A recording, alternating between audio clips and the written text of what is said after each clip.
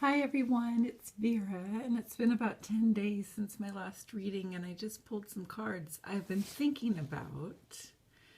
In the last reading, right in the midst of the eclipse corridor, the card I got was the Isis card from my mother's wisdom deck, and it represents devotion, but then the shadow side of that as obsession. And this reading is about how do we balance, how do we bring into, how do we create heaven on earth? So how do we do that?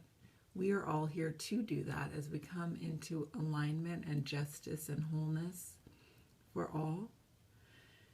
And as I see the twin flame journey going along with this, as part of this, and what people call ascension or divine union or unity consciousness, all of these things are ways of speaking about how do we enable ourselves to exist in a healthy manner, in a gorgeous, beautiful, happy manner as part of and upon the earth. Okay, so we are part of the earth. No matter what you believe about how humans came to be and how things work with all just the hugeness of the universe, and the sacredness of our being and the immensity of it all. I want to talk, I'm grounding it down. Okay, so how do we live in that devotion in a balanced manner? Okay, and that to me relates to, it would be good to watch the last video, but also the video that I did back in November, right around the November 11th. It was actually November 9th that I posted it, but about receptivity as agency. So things that have been sort of tagged masculine and tagged feminine. I was just listening to someone speaking about how, even though we know it, and it's almost like a cliche and perhaps not even entirely true, how men have been taught, not to express their emotions and their vulnerability, whereas women have been taught to maybe even overemphasize those. That either of those can be used in a ways that become almost, just overbearing or manipulative, perhaps. But we are all, that is not to judge anyone. We are all trying to figure out how to do this, trying to figure out how to create this world where we are all living in love and we are all in alignment and we are all able to care and be cared for in ways that feel appropriate and expansive and quiet and meticulous and loose and just feel right, down to ourselves, right? So this is the card that I drew for coming out of that big eclipse that we just had. Okay, the High Priestess. So how do you live, with all the factors that you have? Think of Hildegard as the High Priestess, things that you are aware of that perhaps aren't agreed upon in consensus reality as being real, so to speak, right? You're getting all this information from dreams, from visions, from voices, from guides, from just your own, the depth and width and breadth of your perception and the quietude that you allow that, to reflect and meditate and be in that. How do we exist? How do we manage? We are embodied.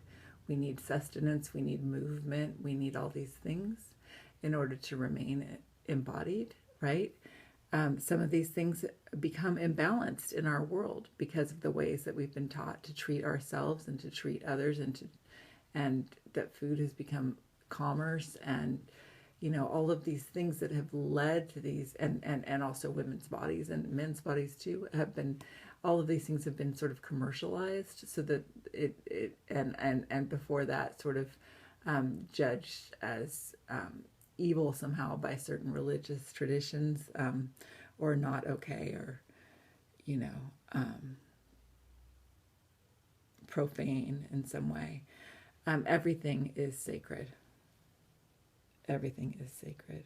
And how do we live in that knowledge? It requires change, because the way our society is set up does not allow for that in any sort of consistent manner. So how do we come into union? How do we come into union in a way? How do we build relationship with each person in our lives? You know, and especially we are all thinking about wanting that love, that, you know, that deep, intimate connection with another, with one particular other. Maybe not all, but probably all the people who are watching this video. I know people do things in different ways with their setups for their relationships. However, I'm going in a million different directions, and what I really want to express is this. Here we come out of the eclipse corridor, and we are now in this gorgeous conjunction today of Jupiter and Venus, these two benefics, and they're in Sagittarius, and they are very close to the source black hole. Okay? That can give us another way of thinking about our sexuality and our embodiment. The great attractor is this miracle. And here we are. And how do we balance between being receptivity, and being initiatory? And each person in the relationship does both of these things, right? And within each of your relationships, you do both of these things. And just within yourself and how you make and create your life, you do both of these things. You're receptive and you're initiatory. You do both of these things, and you're balancing, right? And how do we hold that? How do we treasure each other and ourselves? You know, and the immensity of our consciousness, and even beyond that, of our, you know, of our embodiment, how these work together with our movement, and the ways we take sustenance, and the ways we create, and the ways we relate. Okay, and this I pulled too for the leap of faith that it may take us going into the next months. There are still quite a few important things I want to get across. For the leap of faith, I got the 5 of Wands, and I've been reading this as a laying down of your defenses. However, especially with these candy cane ones, that you can relinquish your old defenses. So if there are certain ways that you've defended yourself against things that scare you, and perhaps these fears are very well founded, I'm not saying they aren't, but how do you relinquish those? Sometimes a defense is not actually an aggressive act, but a passive act, a passively defensive, or like ignoring things, or, you know, like right now I'm looking at my tax bill, you know, like things that you're like, oh, I you know, that's hard for me to deal with, or I don't want to do that, or, you know, so laying down those defenses, and laying down at the same time the fear, okay, and to know that you are able to be in this world. It is safe for you to be in this world. You can create within this world. You can exist. You can relate. You can be fully present in your embodiment. I've been talking a lot about that in the last couple of videos.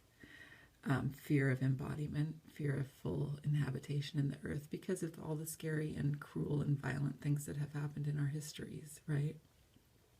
But we may be here. And so, but then I also wanted to say about this card that, okay, even as you're letting down your old defenses, that may cause some conflict in your life, because people are used to what your old defenses were. You're used to what your old defenses were. They're used to where they were. And so there's a way that everything was held in place, but it was in an awkward and not aligned place. So, but still it may cause some conflict and some, you know, sort of residual angst and sadness and even anger as you fall into this new shape, okay, of being fully aligned, of being able to be here on earth, experiencing your soul's true shape, which is what each gorgeous one of us is here to do. And then, so I want to say, don't be afraid of the things that maybe are the more, the less spiritual and the more day-to-day things, the less dreamy and the less, kind of ecstatic and the things that are more the daily, like making it happen, right? Let go. You can let go of your fear of that and let that be of a piece with everything else. Okay. I know that's easier said than done, and I'm struggling with it myself. And then also how to leave room to be receptive and to listen, because I think there can be somewhat of a panic in being the one, talking, wanting to initiate, wanting to make sure that things are good. So you're making sure that things are good. You're trying to make sure that things are good and give this love and da-da-da. But then sometimes you get burnt out, especially, as a mom and as a just whatever, not to put it on any person could get burnt out with what they're doing, especially as we are all not quite, or very misaligned, or, our society very misaligned. It causes a lot of burnout in various ways and for different people in different ways, depending on, the roles that you've been assigned or taken on. Okay. And the archetypes as well. So going forward, I want to just say to everyone, let's not be afraid of the 3D. Like, how are we bringing, like anything that we're doing to understand things in a larger, richer, more gorgeous and loving perspective, that we're stretching ourselves to know, or not even stretching, but allowing ourselves the fullness of ourselves.